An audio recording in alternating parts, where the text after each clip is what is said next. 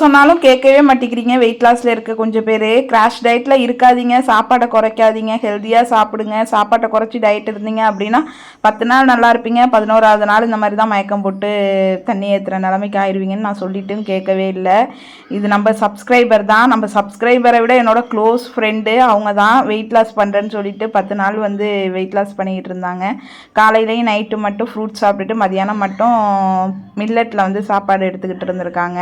நான் வந்து 3 வேளையும் வந்து வீட்டில் செய்கிற சாப்பாடையே வந்து ஹெல்த்தியாக எடுத்துக்க அப்படின்னு சொன்னேன். பட் அவங்க கேட்காம கிராஷ் டயட் எடுக்கிறேன்னு இருந்து இப்போ 11வது நாள் மயக்க போட்டு விழுந்து தண்ணி ஏற்றுற நிலைமை ஆயிடுச்சு. வெயிட் லாஸ்க்கு டயட்டில் இருக்கிறவங்க கார்போஹைட்ரேட்டை என்னமோ பெரிய எதிரி மாதிரி தான் பார்க்குறீங்க. கார்போஹைட்ரேட் தான் நம்ம உடம்புக்கு தேவையான எனர்ஜியை கொடுக்குதுங்கிறது உங்களுக்கு தெரிய மாட்டேங்குது. சமச்சீர் உணவு அப்படின்னு சொல்லிட்டு நம்ம சின்ன பிள்ளையிலேயே படிச்சிருக்கோம். எல்லாத்தையுமே கரெக்டாக எடுத்துக்கிட்டோம் அப்படின்னா கண்டிப்பாக வெயிட் லாஸ் ஆகும். ப்ரோட்டீன், ஃபைபர் அண்டு கார்ப்ஸுன்னு. நான் இதை வந்து எடுத்துக்க மாட்டேன், அதை தான் எடுத்துப்பேன் அப்படின்னா இந்த மாதிரி ப்ராப்ளம்லாம் அதிகமாக ஏற்படும். வீட்டு சாப்பாடை மட்டுமே சாப்பிட்டு வெயிட்டு குறைக்கலாம் அப்படின்னு சொல்லிட்டு ஃபுட் சார்ட் கூட லாங் வீடியோவாக போட்டிருக்கேன். வேணும்னா கீழே லிங்க் கொடுக்குறேன், கண்டிப்பாக செக் பண்ணி பாருங்கள், யூஸ்ஃபுல்லாக இருக்கும். தேங்க்யூ.